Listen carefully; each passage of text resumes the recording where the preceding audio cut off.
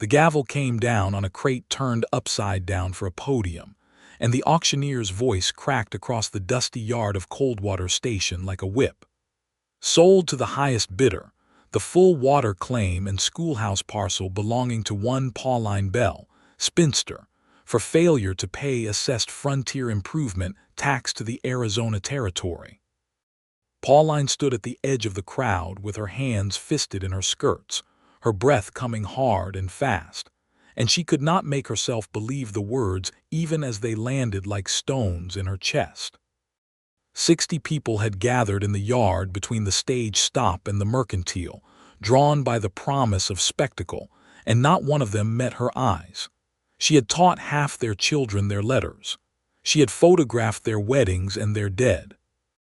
And now they watched a bald-headed man in a linen duster sell her land out from under her for a debt she had never owed, because the man calling the bids worked for Silas Croft, and everyone within 40 miles of Coldwater Station knew better than to stand against Silas Croft.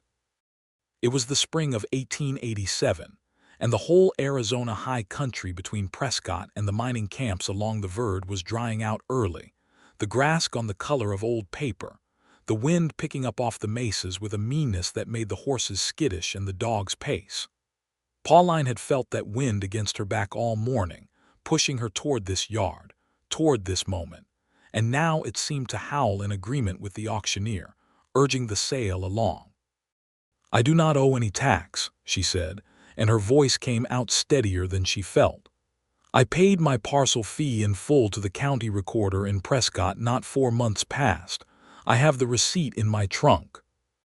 "The county recorder ain't here, ma'am," the auctioneer said, not unkindly but firmly, the way a man speaks who has been paid to be firm. "And the notice was posted proper, 2 weeks running, on the door of this very station. I was in Prescott developing plates for the territorial survey. I never saw a notice. That ain't my concern. Do I hear an opening bid?"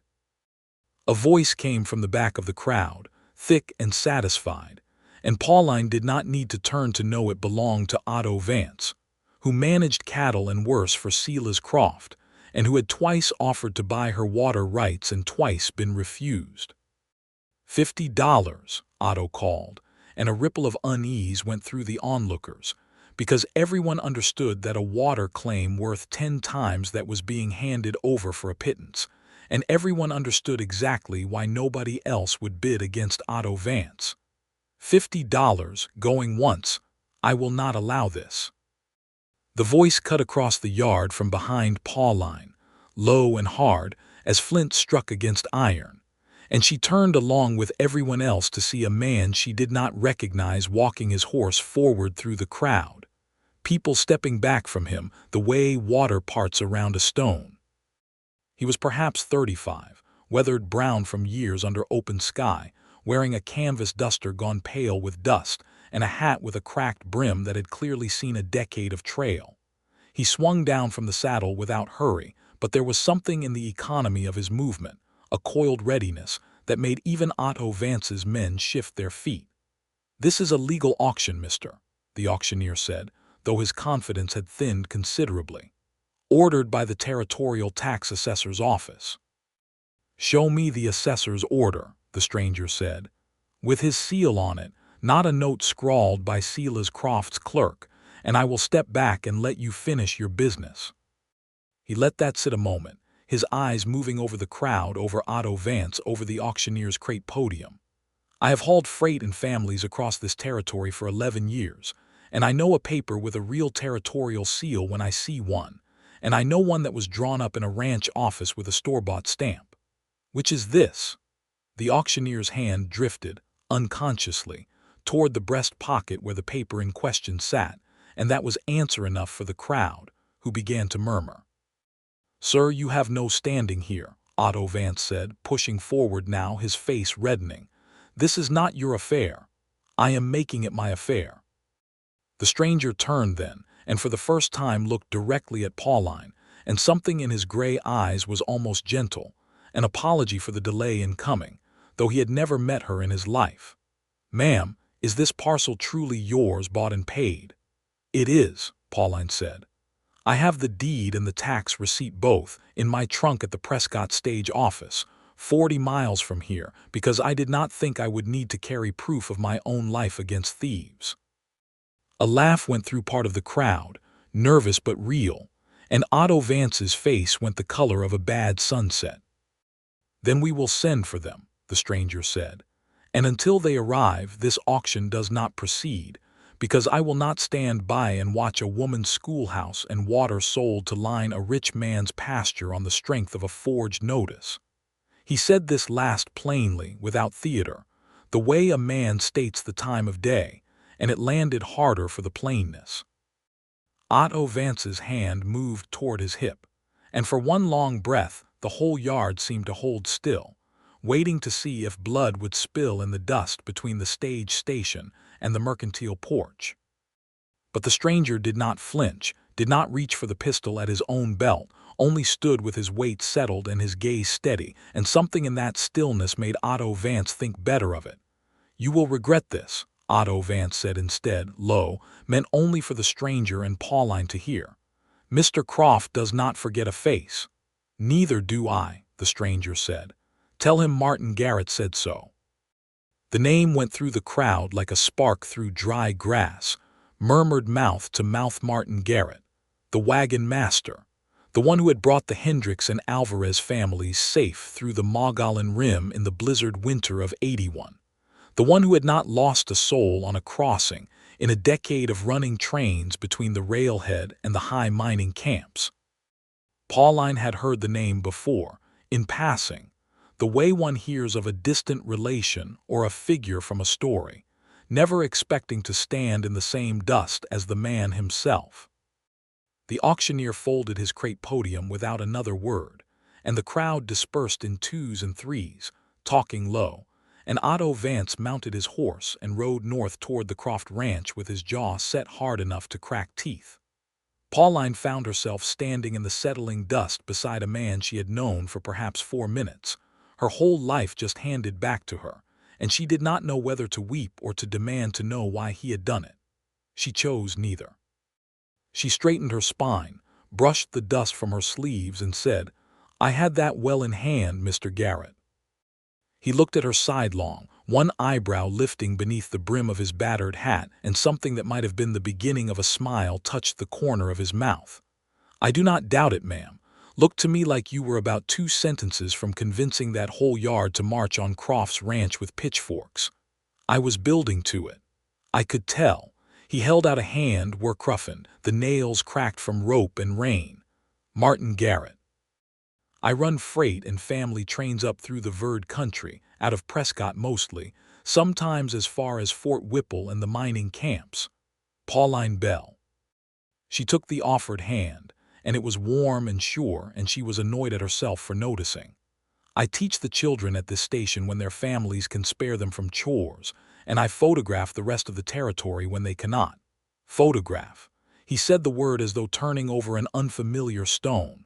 "Like the fellows who make the tintypes down in Prescott." "Like that, but I use glass plates and a proper camera, and I do not sit people stiff against a painted curtain. I go to where they live and work, and I make a true record of them." She heard the pride creeping into her own voice and did not try to smother it. "I have a contract with the Territorial Survey Office to document the stage stations and mining camps between here and the river before the railroad changes everything beyond recognizing." "Big glass plates," Martin said. "Heavy. Heavier than you would credit, and a wagon and mule to haul the darkroom besides. Why? Because if Croft sent a forged notice to steal your water claim, he did not do it on a whim, and he will not let it lie now that he has been shamed in front of half the station. You will want to get to Prescott, get your deed and your receipt into the hands of the territorial recorder before anyone can quietly lose the original filing.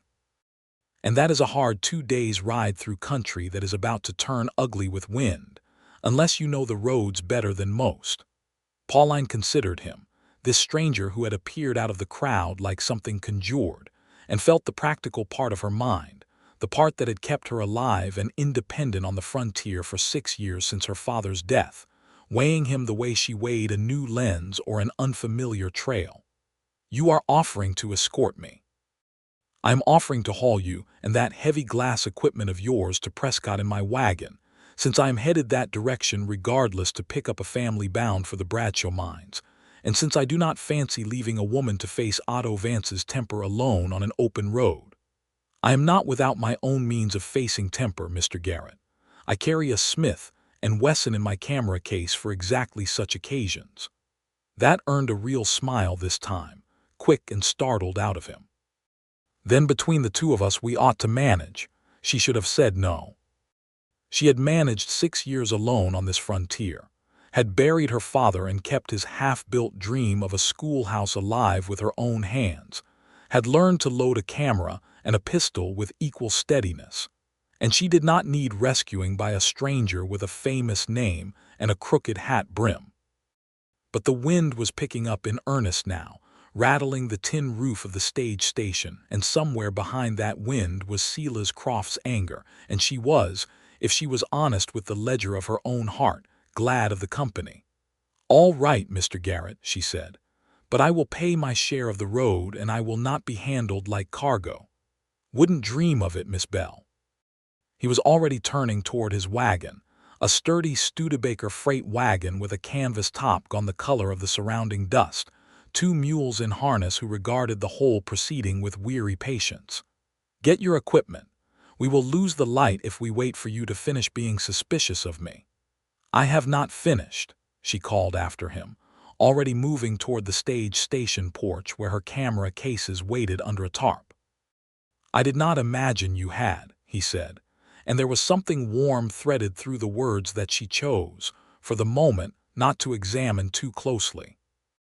They loaded her equipment into the wagon bed with care, the glass plate boxes packed in straw and blankets, the heavy camera itself wrapped and cushioned like an infant, and Martin handled each piece with a gentleness that surprised her, asking questions about the mechanism, about how the light burned itself into the silvered glass, questions that were not idle but genuinely curious, and despite herself she found her guard easing a fraction with every mile.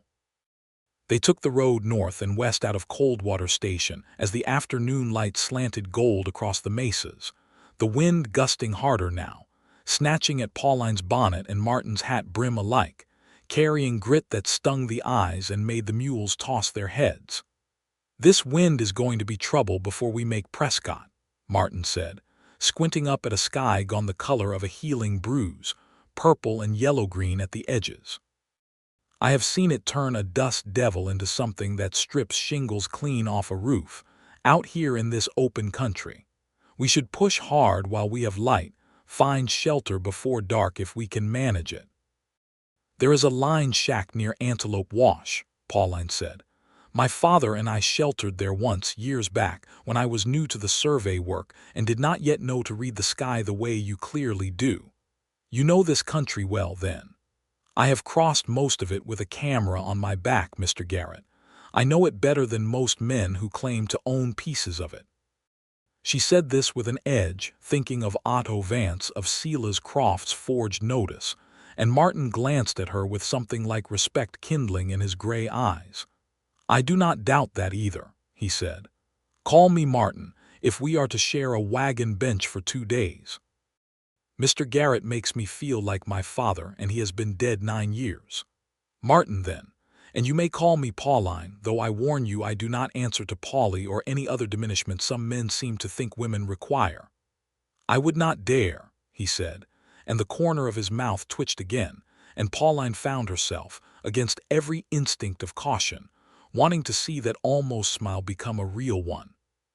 The wind worsened through the afternoon, and by the time they reached the turnoff toward Antelope Wash the sky had gone the color of a fresh bruise entirely, black-purple boiling clouds stacking on the horizon, and the telegraph line running alongside the road hummed and sang under the gusts like a plucked wire. "There," Martin said, pointing to a low shape of gray boards huddled against a rock outcrop. "We will not make Prescott before this breaks. Better to lose an hour to shelter than lose the whole wagon to a blow." They got the mules into a rough linta behind the shack and hauled Pauline's camera cases inside just as the first real gust hit, a wall of wind and grit that howled around the corners of the little building and set the loose boards rattling like teeth. Pauline lit a lamp with hands that were, she noted with some irritation, not quite steady, and Martin barred the door as best its warped frame allowed. "You are not frightened of storms," he said, watching her.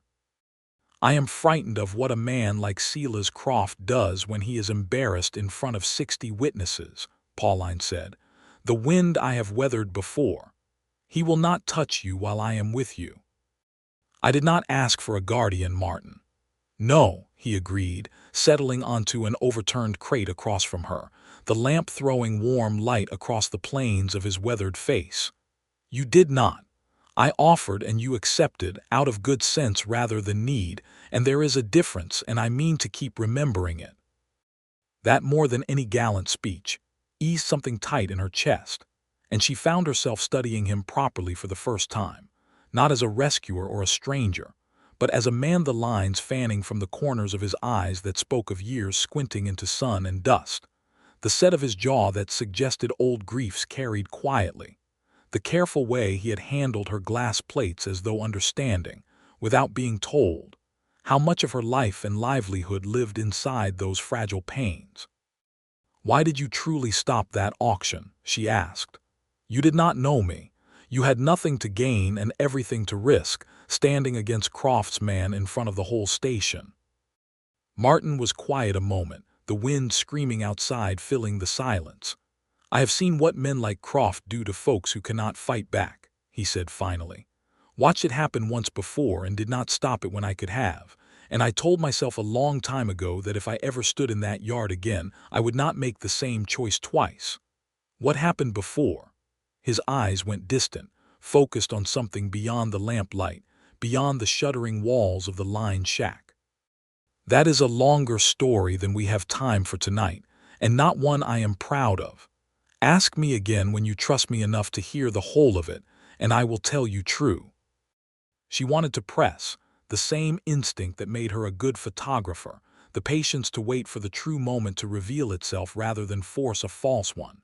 But something in his voice held old pain carefully, like a man carrying a cracked plate he feared would shatter if jostled, and she recognized that carefulness because she carried griefs of her own the same way.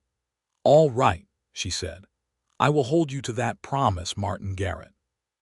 "I imagine you will hold me to every promise I make you, Pauline Bell, and I find I do not mind the prospect." The storm raged another hour before spending itself, and they sat through it trading smaller stories instead of larger ones. Her father's failed silver claim, and the schoolhouse he had built instead, believing education more valuable than any vein of ore. Martin's years running freight trains, the families he had guided through mountain passes and desert crossings, the particular terror and triumph of the winter crossing in '81 that had made his name known from Prescott to the river. By the time the wind dropped to a manageable growl and they banked the lamp low to conserve oil, something had shifted between them, the wary courtesy of strangers worn down into the easier rhythm of two people who found, unexpectedly, that they liked each other's company.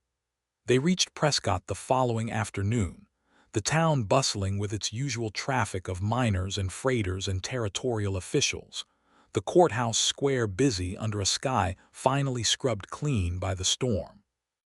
Pauline retrieved her deed and tax receipt from her trunk at the stage office with hands that trembled with relief, and together she and Martin presented the papers to the territorial recorder, a tired, honest man named Whitfield who examined the forged notice Martin had somehow obtained a copy of procured. He admitted with a shrug, from a stage station hand who owed him a favor and disliked Otto Vance besides and pronounced it a clumsy fraud within minutes. "I will file your receipt properly and flag the parcel against any further claims," Whitfield said, "and I will send a note to the territorial marshal's office regarding this forged notice, though I will tell you plain, Miss Bell, Silas Croft has friends in high enough places that a note may not carry the weight it should. You would do well to have your own copies of everything, filed in more than one office and witnesses besides." "I have witnesses," Pauline said, 60 of them standing in that yard." "Then you are better armed than most," Whitfield said, and something in his tired eyes suggested he had seen Croft's methods before and did not relish the odds even so. Outside the recorder's office, the town square was loud with ordinary commerce, and Pauline stood for a moment simply breathing the relief of her land secured, at least for now, on paper if not yet fully in fact. "That is not the end of it," Martin said, reading her thoughts with an ease that unsettled her. "A man like Croft does not simply accept a public shaming and walk away. He will come at this sideways next time." "I know it." She looked up at him. "Thank you, Martin, truly. Whatever comes next, you did not have to give it, and you gave it freely." "I was headed to Prescott regardless," he said, though the deflection sat awkwardly on him, as if he were not accustomed to accepting thanks gracefully. "I still have a family waiting to be hauled up to the Bradshaw mines, the Hendrickses, if you know them, Thomas and his wife and their 2 boys, bound for a claim his brother has been working. I told them I would be back with the wagon within the week." "Then you have your own road to travel, and I have mine, back to the survey work Croft's little theater interrupted. Where does that work take you next?" "East along the stage route, through the mining camps toward Fort Whipple, then down to the river settlements before the season turns. The territorial office wants a full photographic record before the railroad spur reaches this far, and changes every town beyond recognition." Martin was quiet a moment, calculating something behind his gray eyes. "That is close enough to my own route that we might travel some of the same road, if you would not object to the company a while longer. I do not like the idea of you traveling that stretch alone with Croft's temper freshly stung, and Fort Whipple is directly on my way to collect the Hendricks family's supplies." Pauline considered him, considered the practical wisdom of the offer, and the less practical, more troubling fact that she found herself wanting to say yes for reasons that had nothing to do with safety at all. "I do not need a protector, Martin. I am aware. I am offering a traveling companion who happens to be handy with a rifle and knows every water hole between here and the river, which I understand is a different proposition entirely." Despite herself, she laughed, a real laugh that surprised her with its suddenness. "You are learning the shape of my objections quickly." "I'm a fast study when the subject interests me," he said, and something in the way he held her gaze when he said it made her stomach turn over in a manner she had not experienced in longer than she cared to admit. "Very well," she said. "Traveling companions, then. But I drive my own mule when the terrain allows it, and you will stop treating my equipment like it is made of eggshells, because it has survived worse roads than this one." "Deal," Martin said, and offered his hand again. And this time when she took it, the warmth of his palm against hers lingered a moment longer than strict necessity required, and neither of them commented on it. They spent that night in Prescott at separate lodgings, proper as the customs of the territory demanded, but Pauline found herself lying awake in her narrow bed at the boarding house, staring at the ceiling, turning over the strange, swift turn her life had taken in the space of 2 days. A stranger had ridden into her ruin and pulled her back from it, and now that stranger was to be her companion on the road for who knew how many weeks, and she was, despite every sensible instinct, glad of it in a way that frightened her more than Silas Croft ever had. They set out the next morning with the Hendricks family loaded into the wagon bed alongside supplies bound for the Bradshaw mines. Thomas Hendricks, a broad, quiet man with hands like shovels. His wife Ruth sharp-eyed and practical. Their 2 boys, 8 and 11, wild with the excitement of a journey to a new life. Pauline rode her own mule alongside the wagon with her equipment cases lashed carefully behind the saddle, and the road climbed and wound through pine country that smelled of resin and dust. The wind of the previous days settled now into an ordinary desert breeze. The days fell into an easy rhythm. Martin drove the wagon with the unhurried competence of a man who had made this crossing 100 times, calling out landmarks and water holes from memory, telling the Hendricks boys stories of the country to keep them entertained on the long stretches. Pauline, when the light was good and the road allowed a pause, set up her camera and captured the wagon train against the dramatic backdrop of red rock and pine. The Hendricks family posed stiff and proud beside their worldly goods, Martin standing at the mules' heads with his hat pushed back, squinting into the lens with an expression of patient tolerance that made her want to laugh every time she developed the plate later. It was on the third day, camped near a stage station called Willow Creek, that Pauline first heard Otto Vance's name spoken with real fear rather than mere resentment. An old station keeper named Delgado, tending the horses for the stage line, drew Martin aside while Pauline was setting up her tripod to photograph the station house, and though they spoke low, the wind carried fragments of their conversation to her sharp ears. 3 families run off their claims this spring alone, Garrett. Croft wants the whole valley for his cattle, and he don't much care how he gets it. Any word on who is helping him file the false notices? A man needs a clerk's hand and a county seal to make paper look official. Word is he has got someone inside the land office in Prescott, someone who owes him from the old days. That is all I know, and I would as soon not know more. Pauline pretended to adjust her tripod legs, her mind racing. A Confederate inside the land office would explain how a forged notice had carried enough weight to nearly cost her everything. She waited until Delgado had moved off before approaching Martin, who stood watching the old man go with a troubled crease between his brows. "You heard that," he said, not a question. "Enough of it. Croft has help inside the Prescott land office." That is how the forged notice looked legitimate enough to fool a crowd, at least for a few minutes.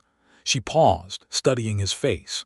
"You went very quiet when Delgado mentioned the old days. What old days, Martin?" He was silent long enough that she thought he might deflect again, retreat behind the careful courtesy that had guarded him since their first night in the line shack. But then he exhaled slow and met her eyes directly. "I knew Silas Croft once, a long time before he was rich enough to buy false notices and hired men. We ran together, briefly, in the years right after the war, when I was young and foolish and thought fast money mattered more than an honest name." Pauline kept her expression carefully neutral, though her pulse had picked up. "Ran together how?" "There is no gentle way to say it. We rustled cattle, the 2 of us and a third man, off the big Mexican ranches south of the border, drove them up and sold them to army contractors who did not ask too many questions about brands. It was ugly work and I am not proud of it, and I left it behind the day a boy no older than those Hendricks boys got shot for trying to stop us, and I realized what kind of man I was becoming." He said this without flinching, though the words clearly cost him. "Croft never forgave me for walking away.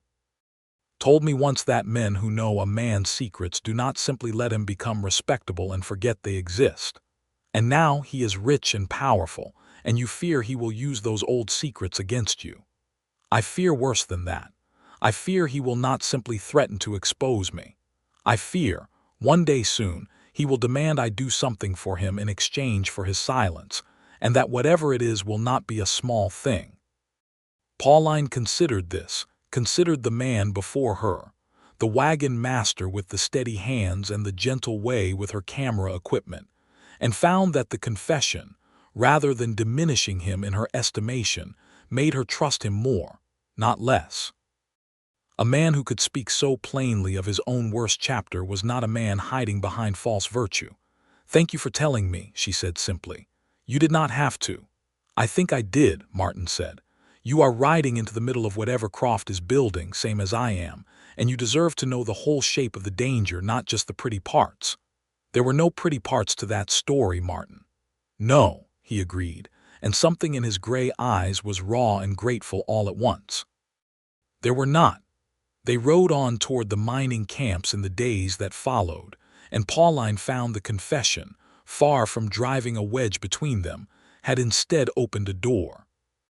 Martin spoke more freely now, of the guilt he had carried for years, of the slow work of building an honest name, freight run by freight run, family by family delivered safely to new lives.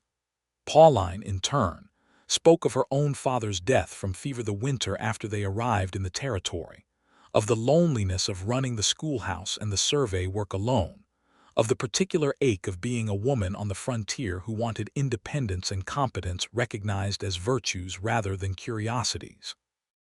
"Most men I meet," she said one evening, as they sat by the fire outside a mining camp called Silver Bend, the Hendricks boys already asleep in the wagon, "either want to marry me out of my independence or dismiss me as an oddity too stubborn to know her place.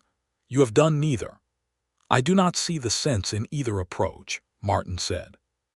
"Seems to me a woman capable of hauling glass plates over a mountain pass and holding her own against Otto Vance in front of 60 witnesses does not need a man to tell her what her place is.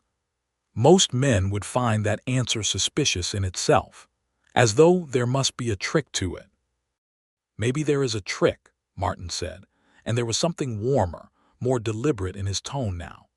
"Maybe the trick is that I find myself more interested in the woman standing on her own 2 feet than in any version of you that might exist bent to fit someone else's shape."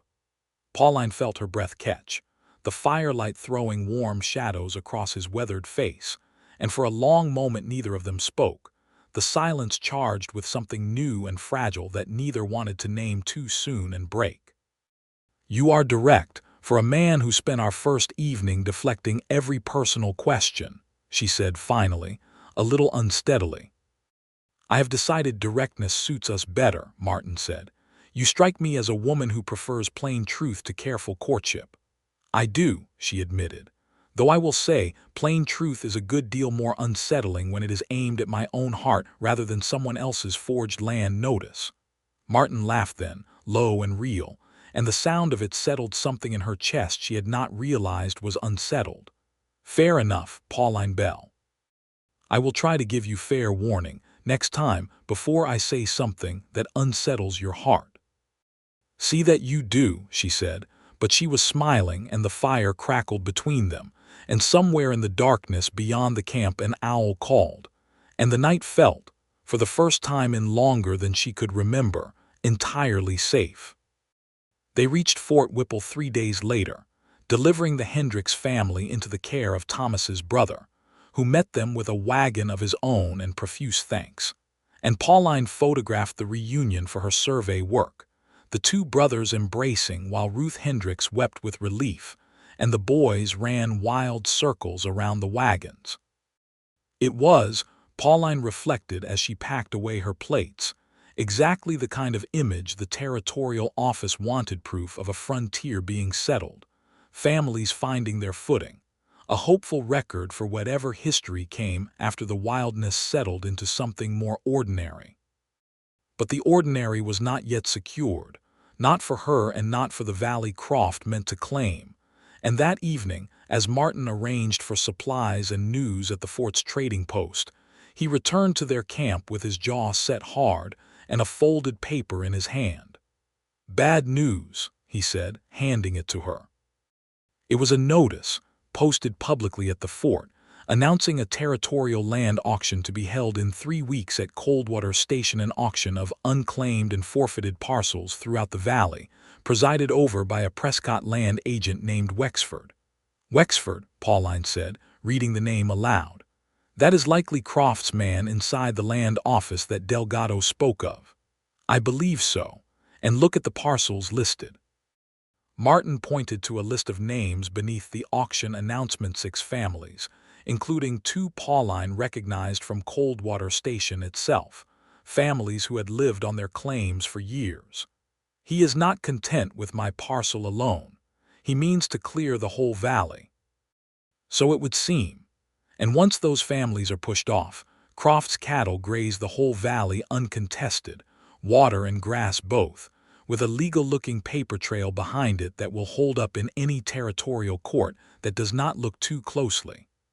Pauline felt something harden inside her, the fear of the auction yard 3 weeks past transmuting into a colder, more purposeful anger. "Then we must look closely, and we must do it before that auction, and we must have proof solid enough that not even a friendly territorial court can wave it away." "Agreed. But Pauline, I want to say something plain, and I want you to hear it as plain truth and not as the kind of caution that dismisses you." He held her gaze steadily. "Croft is dangerous in a way that public embarrassment alone will not fix twice. He let it go once in front of a crowd, because pushing further there would have cost him more than it gained. He will not be so careful the second time, especially now that word has surely reached him that his notice was called a forgery in the recorder's own office. I am not asking you to shield me from him, Martin. I know. I am asking you to let me stand beside you rather than in front of you, because I suspect that is the arrangement you actually want, and because it happens to be the one I want as well." Something in her chest loosened at that, at being seen so exactly, and she reached out and took his hand, weathered and warm, without quite deciding to do it first. "Beside me, then," she said. "All the way to whatever this becomes."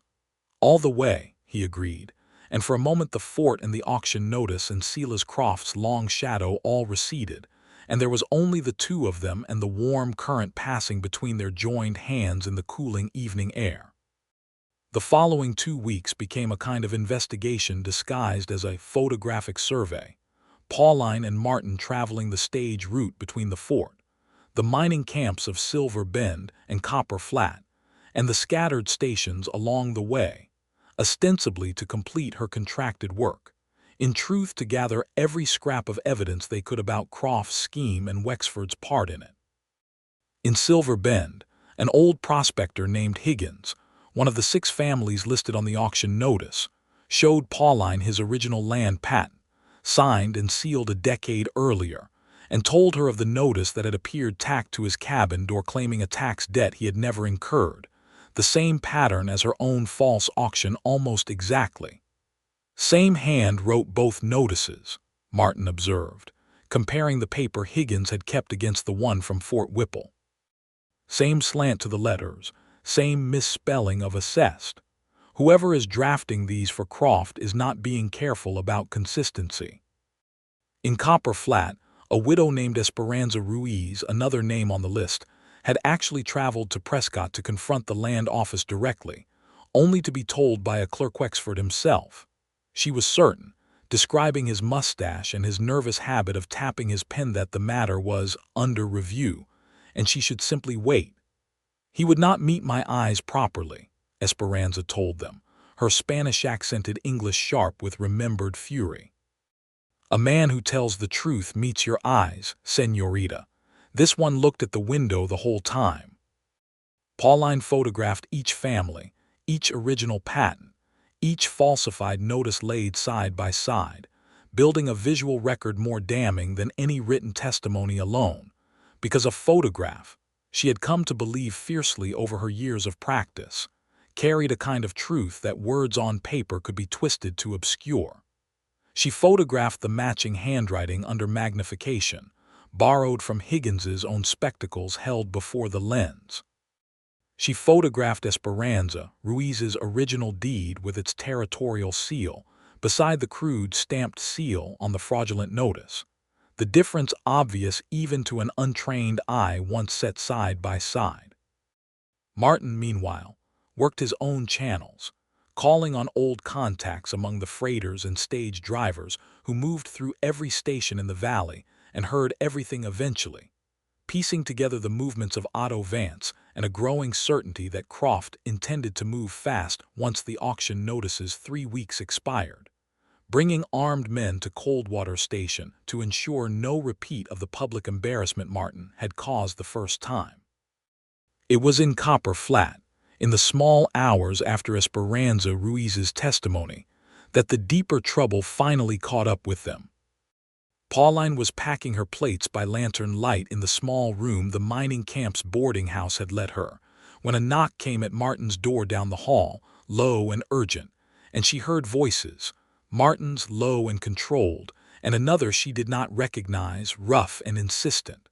She crept to her own doorway and listened, her heart hammering. "Oh, me, Garrett, and you know it. I could have told the marshal in Prescott what I know about you a dozen times over these 10 years, and I have kept my mouth shut out of what you might call old loyalty. That loyalty runs thin now. Say what you came to say, Rays." Croft wants one thing from you and one thing only, and if you give it to him, this all disappears. The old business between you, all of it forgot. He wants that schoolteacher's photographs, all of them.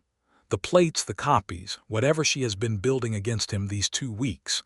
Bring them to him before that auction, Garrett, and I have his word he will let both of you walk clean away from this valley. And if I do not?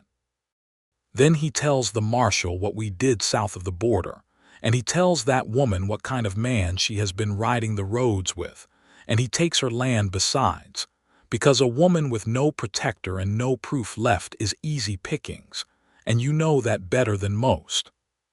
There was a long silence, and Pauline stood frozen in her doorway, camera plates forgotten, her whole body gone cold with the understanding of what was being asked of the man she had, in these 2 short weeks, come to trust with something dangerously close to her whole heart.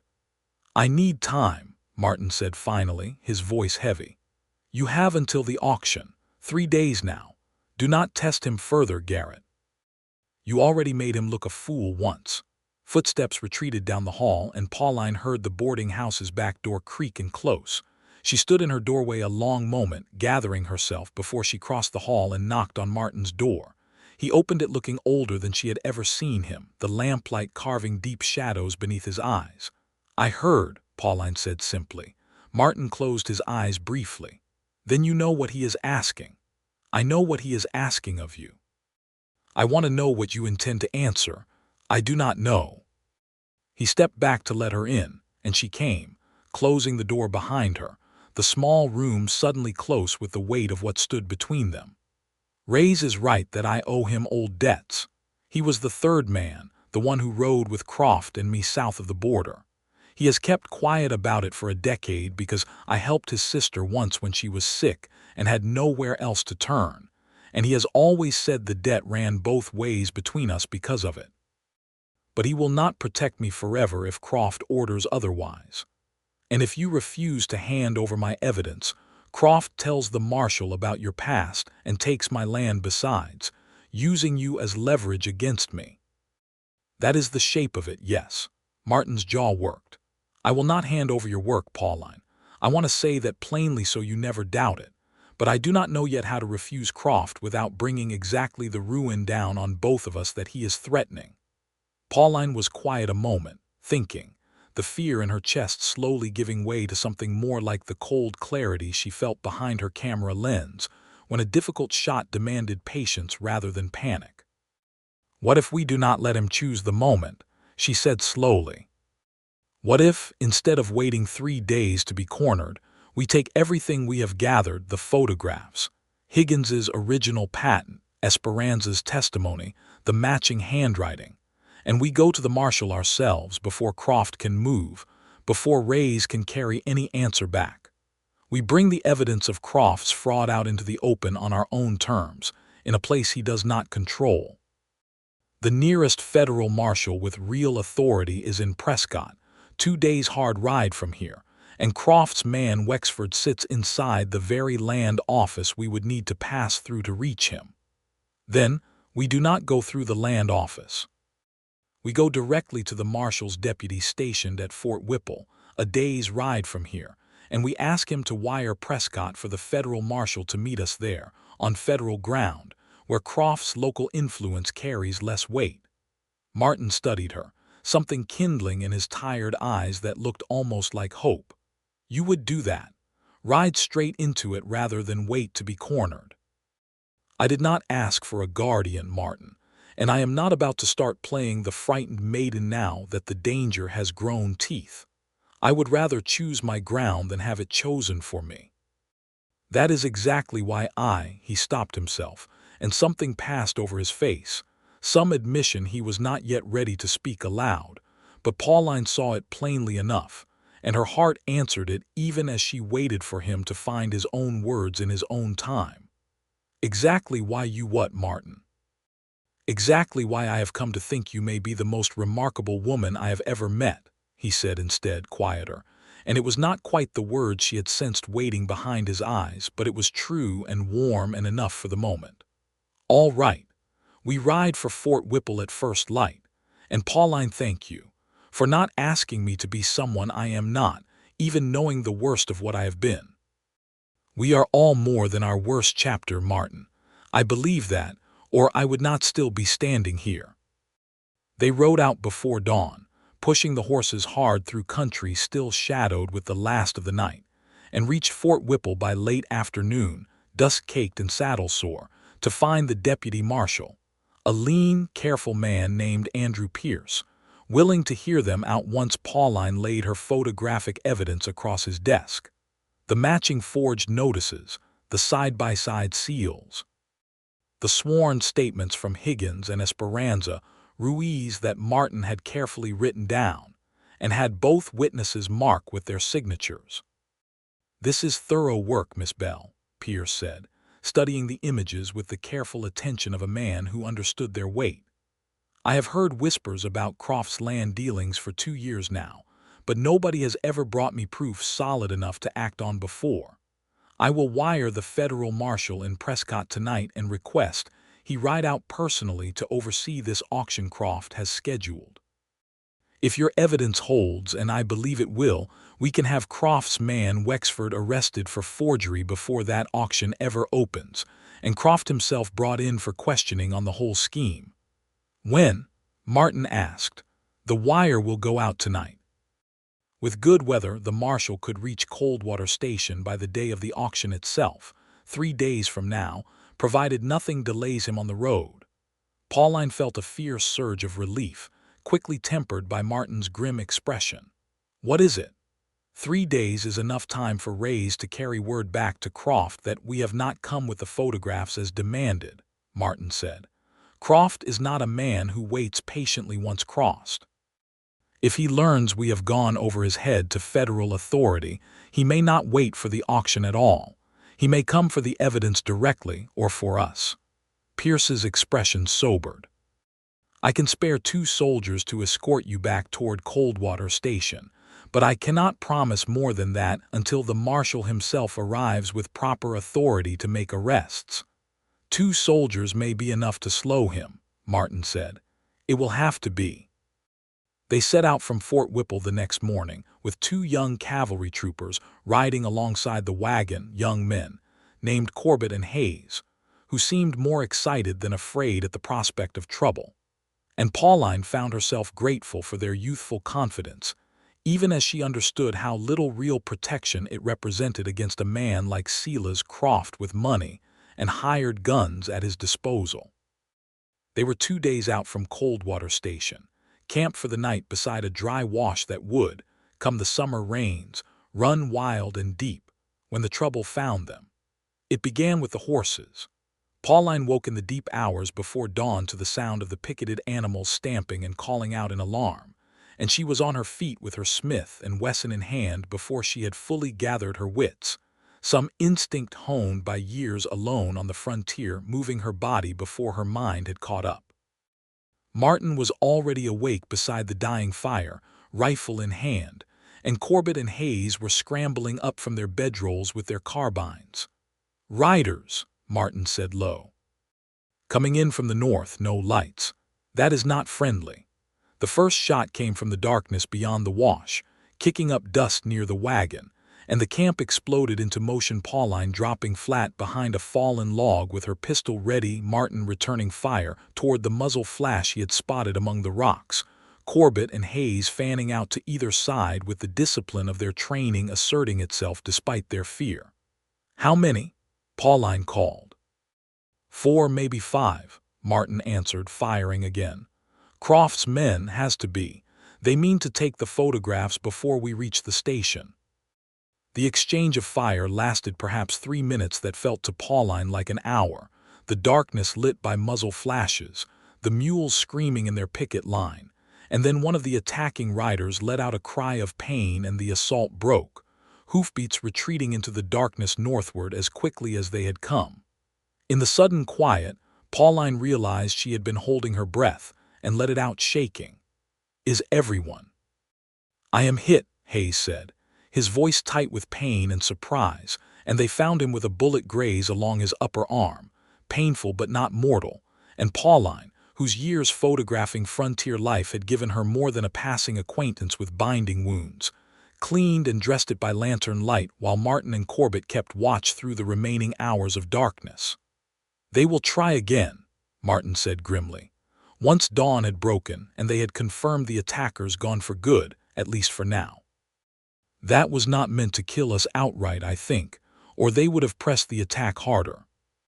That was meant to frighten us into turning back, or to test how well defended we were. Then we know Croft is desperate enough to risk violence against soldiers of the United States Army," Pauline said.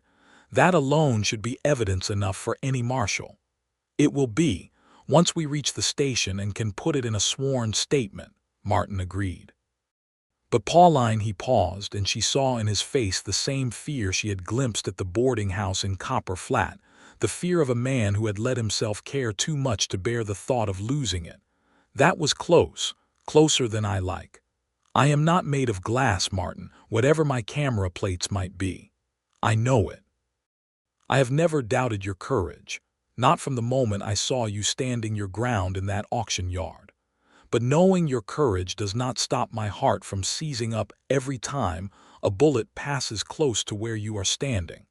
He reached out and took her hand, his grip fierce with something he had perhaps not intended to reveal so plainly.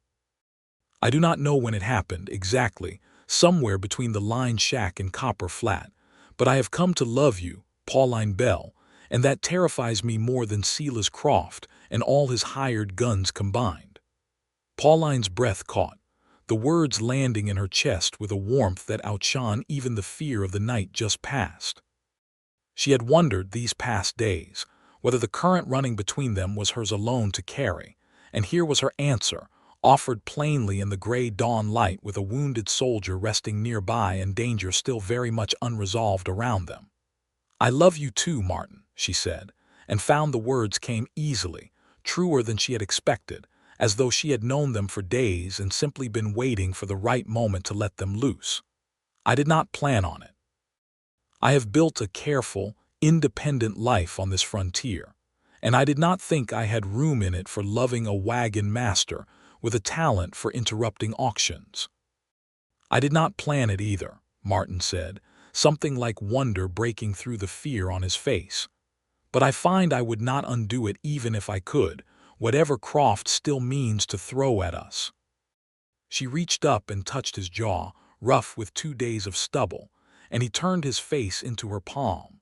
And for a long moment they simply stood together in the dawn light, the danger of the night before and the danger still ahead both, for that moment, held at bay by the simple fact of finding each other in the middle of so much uncertainty.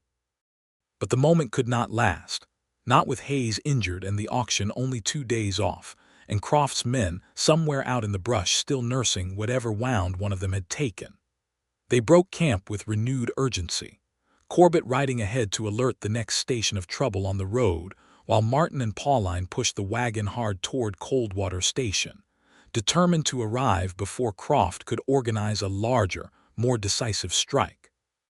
They reached the station the evening before the scheduled auction, tired and travel-worn, to find the small settlement humming with tension, word having spread of the confrontation on the road, and of Higgins and Esperanza Ruiz's public testimony against the false notices. The station keeper, a broad-shouldered woman named Mrs. Alton who had watched the original auction with the rest of the crowd 2 weeks before, greeted Pauline with unexpected warmth.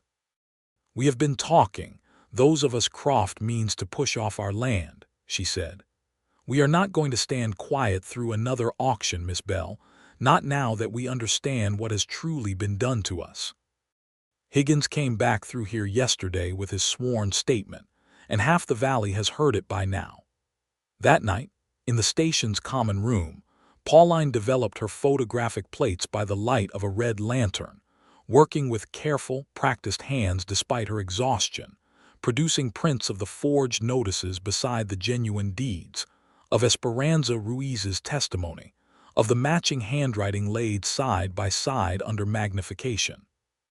Martin watched her work with quiet fascination, as he had watched her handle her equipment since the very first day, and when she finished, near midnight, He took her hands gently in his. "Whatever happens tomorrow," he said, "you have already won something no auction can take away. You have proven, plain and photographic, exactly what kind of man Silas Croft truly is, in a way that will follow him long after tomorrow, whatever the immediate outcome. I would rather win the land as well as the proof, Martin.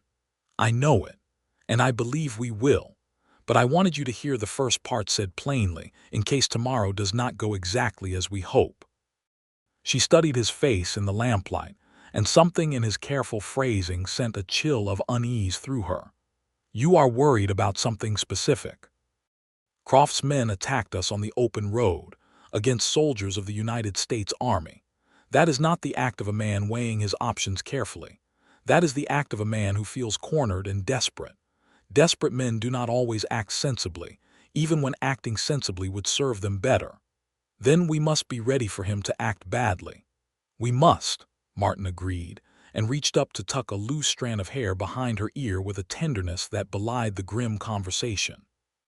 "But whatever comes tomorrow, I want you to know that these 2 weeks with you, danger and all, have been the finest of my life. If I had to choose between a safe, quiet freight run and this fear and this fight and this love that has grown up between us in the middle of it, I would choose this again, every single time." "As would I," Pauline said, and leaned up to kiss him, soft and sure. The first time either of them had closed that particular distance, and Martin's arms came around her with a gentleness that spoke of a man who had learned, through hard years and harder mistakes, exactly how precious a thing trust freely given truly was. They stayed together that night in the small room the station offered, not out of impropriety, but out of a mutual, unspoken need to not be alone with the fear of the coming day, Martin holding her through the dark hours while the wind, gentler now than it had been on their first night together, moved softly around the station's walls. The morning of the auction dawned clear and bright, the kind of pristine desert morning that seemed to mock the tension gathering in Coldwater Station's yard. By mid-morning, the crowd had assembled again, larger this time than the first auction, word having spread through every camp and station in the valley of what was truly at stake. Higgins stood near the front with his original patent clutched in both hands. Esperanza Ruiz stood beside him, her chin lifted, her deeds similarly displayed. Mrs. Alton had rallied a dozen other families whose names appeared on the fraudulent auction list, and they stood together in a loose formation that was not quite a mob, but was clearly more than a passive crowd. Silas Croft himself arrived shortly before the auction's scheduled start, riding in with Otto Vance and 4 other hired men, and the sight of him in the flesh for the first time gave Pauline pause. Not a monster, but an ordinary-looking man of perhaps 50, silver-templed and well-dressed in a fine gray suit that seemed absurdly formal for the dusty yard, his face composed in an expression of mild, almost bored authority that she suspected had served him well in a lifetime of getting exactly what he wanted. Wexford, the land agent, set up his podium with visibly shaking hands, clearly aware that this crowd was not the passive audience of 2 weeks before. "We will proceed with the scheduled auction," Wexford announced, though his voice cracked on the words.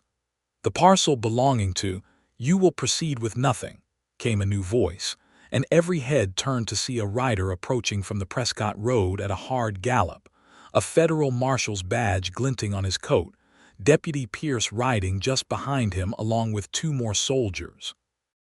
The federal marshal, a heavy-set man with a graying beard and eyes that missed nothing, reined in before the crate podium and dismounted with unhurried authority. "Marshal Coburn, federal marshal for this district," he announced to the assembled crowd. "I have received sworn testimony and photographic evidence of forged land notices connected to this auction, along with a report of armed attack on United States soldiers 2 days past on the Fort Whipple Road. Mr. Wexford, you are under arrest for forgery and fraud against the Territorial Land Office. Mr. Croft, you will accompany me to Prescott to answer questions regarding the same, and regarding the attack on federal soldiers escorting Miss Pauline Bell and Mr. Martin Garrett.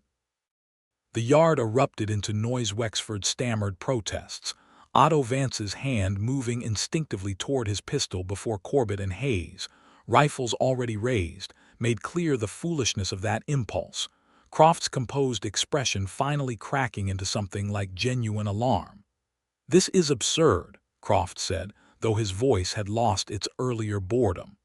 "I am a respected rancher in this territory. You cannot simply—" "I can, and I will," Marshal Coburn said, "on the strength of evidence that includes matching forgeries across 6 separate land parcels, sworn witness testimony from 2 of the victims, and an armed assault on soldiers of the United States Army that 3 witnesses have identified your men as responsible for. You may make your case before a federal judge in Prescott, Mr. Croft, and I would suggest you find a very good lawyer, because Miss Bell's photographs are remarkably clear evidence, and photographs, unlike a man's word, do not lie." Pauline stepped forward then, unable to keep silent any longer, and stood before Croft with the same steady spine she had found in the same yard 2 weeks before, though now the ground beneath her felt entirely different. "You tried to steal my land, Mr. Croft, and the land of 6 other families who have worked and built and lived on this ground for years. You very nearly succeeded, and when that failed, you sent men to attack us on an open road in the dark.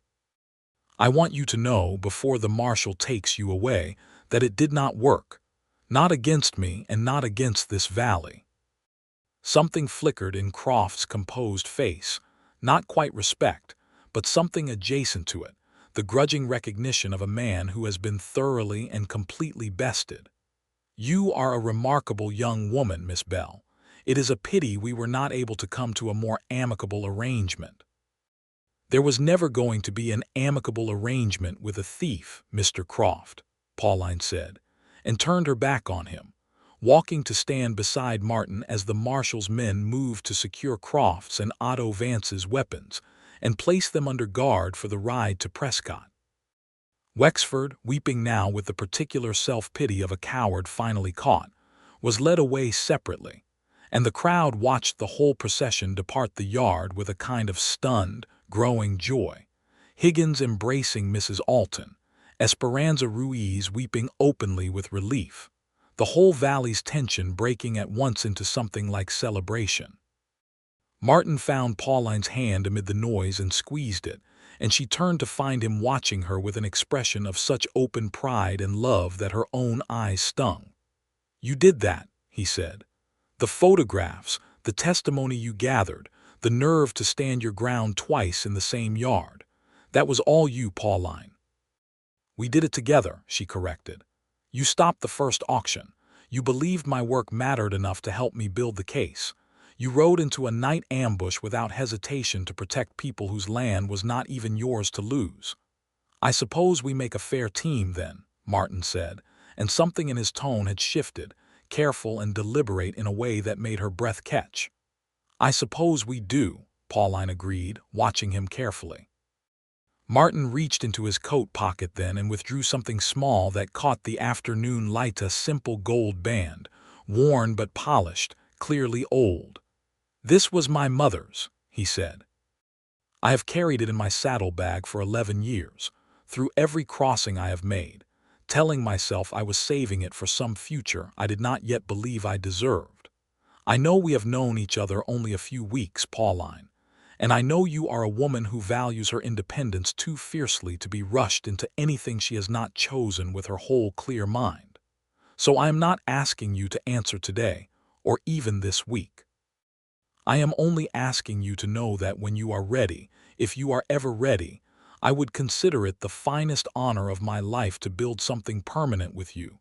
Not a cage, never that, but a partnership, the same as this fight has been, the 2 of us standing side by side against whatever the frontier throws at us next." Pauline looked at the ring, at the man holding it with hands that trembled slightly despite all his hard-won steadiness, and felt the whole of the past weeks settle into a clarity she had not expected to find so soon, but which felt, once found, entirely undeniable. "Martin Garrett," she said, "I have spent 6 years building a life on my own terms because I believed rightly that no man in this territory would let me be fully myself inside a marriage. You have done nothing these past weeks but prove yourself the exception to every fear I ever carried. I do not need time to know my own heart on this matter. I have watched you defend strangers at cost to yourself, confess your worst mistakes without flinching, and stand beside me rather than in front of me exactly as you promised. I would be a poor photographer indeed if I could not recognize a true thing when it stood plainly in front of my lens. Is that a yes?" Martin asked, hope breaking across his weathered face like sunrise. "That is a yes, Martin Garrett, offered with my whole clear mind and considerable enthusiasm besides." He laughed, joy and disbelief mingling, and slid the ring onto her finger with hands that had gone entirely unsteady now. And then he kissed her there in the middle of the yard, in full view of the dispersing crowd. And a cheer went up from Higgins and Mrs. Alton, and half the valley's families who had gathered to witness Croft's downfall and found themselves, unexpectedly, witnessing something far more joyful besides. The weeks that followed brought their own quieter dramas. Wexford's confession, given in exchange for a lighter sentence, that named Croft explicitly as the architect of the forged notices scheme, and revealed 2 more parcels beyond even the 6 already known. Croft's trial in Prescott, which drew half the territory to watch a man who had ruled the valley through fear finally answer for it before a federal judge. The eventual sentence, land seized and redistributed back to its rightful owners, Croft himself sent to territorial prison for a term of years that satisfied even Higgins's considerable appetite for justice. Otto Vance offered leniency in exchange for testimony against his employer, took the deal without hesitation, and the valley breathed easier knowing his particular brand of menace had lost its teeth along with its master. Pauline's schoolhouse parcel was formally and permanently secured, her water rights confirmed beyond any future challenge, and she found herself, in the aftermath, more beloved by the community than she had ever imagined possible, invited to photograph weddings and celebrations with a newfound warmth. Her testimony against Croft spoken of with genuine gratitude by families who understood exactly what her courage and her camera had preserved for them.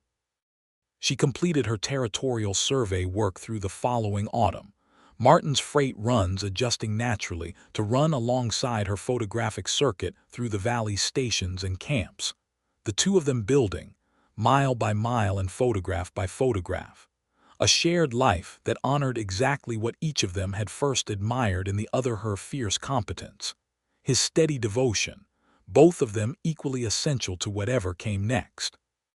They married the following spring, a full year after that first violent gust of wind had carried Pauline toward the auction yard that nearly cost her everything, in a small ceremony at Coldwater Station itself, the schoolhouse parcel decorated with wildflowers gathered by the very children Pauline had taught, Higgins and Esperanza Ruiz and Mrs. Alton, and half the valley's families gathered to celebrate what the whole community had come, by then, to understand as a love story grown directly out of shared danger and shared courage. Martin wore his best coat, brushed clean of a decade's trail dust, and Pauline wore a dress of pale blue that she had photographed herself in the mirror the week before, laughing at her own vanity even as she pinned wildflowers into her hair. The circuit preacher who traveled the stage route performed the ceremony beneath a sky finally, blessedly calm after a spring of ordinary weather, no violent winds to threaten the moment, only a soft breeze carrying the scent of sage and new grass across the yard where 1 year before an auctioneer had tried to sell away everything Pauline held dear. "We are gathered," the preacher said, "in the very place where this valley learned that a schoolteacher with a camera and a wagon master with a conscience could face down every injustice a rich man's money could buy, and win not only justice, but something far rarer besides." Pauline, standing before Martin with her hand in his, thought of that first afternoon, the gavel falling, the crowd's silence, the fear that had gripped her chest at the thought of losing everything her father had built. She thought of Martin's voice cutting across the yard, steady and sure, and of every mile since that had built the trust and the love now standing plainly between them in front of the whole gathered valley. "I, Martin Garrett, take you, Pauline Bell, to be my partner in every sense the word carries," Martin said, his voice thick with emotion he no longer troubled himself to hide. "I promise to stand beside you, never in front of you unless you ask it, to trust your judgment as I trust my own, and to love you exactly as fiercely and exactly as independently as you have taught me love ought to be given." "I, Pauline Bell, take you, Martin Garrett, to be my partner in every sense the word carries," Pauline answered, her own voice steady despite the tears standing bright in her eyes. "I promise to build with you a life that neither cages nor diminishes either of us, to face whatever danger or difficulty the frontier still holds for us side by side, and to love you exactly as bravely and exactly as tenderly as you have shown me love can be." They kissed to the sound of the valley's cheering, Higgins whooping loud enough to startle the horses. The Hendricks boys, grown a visible inch taller in the year since their journey to the Bradshaw mines, chasing each other in delighted circles around the celebrating crowd. Pauline's camera, set on its tripod nearby with the shutter timed, and triggered by a length of string she had rigged herself that morning, captured the moment permanently on glass. The schoolteacher and the wagon master, married at last on the very ground where her claim had nearly been stolen, and instead had become the foundation of everything good that followed. That evening, as the celebration wound down into contented quiet, and the last of the guests began the journey back to their own homes across the valley, Martin found Pauline standing at the edge of the schoolhouse yard, looking out at the darkening mesas, where the wind moved gentle now across grass grown green with spring rain. "Any regrets, Mrs. Garrett?" he asked, testing the new name with evident pleasure.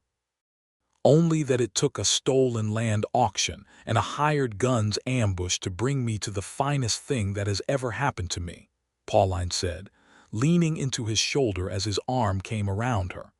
"I might have preferred a gentler introduction. I might have preferred not confessing my worst mistakes to you in a line shack during a windstorm," Martin agreed. "But I find I would not trade a single mile of that road, difficult as it was, for any easier path that might have kept us strangers."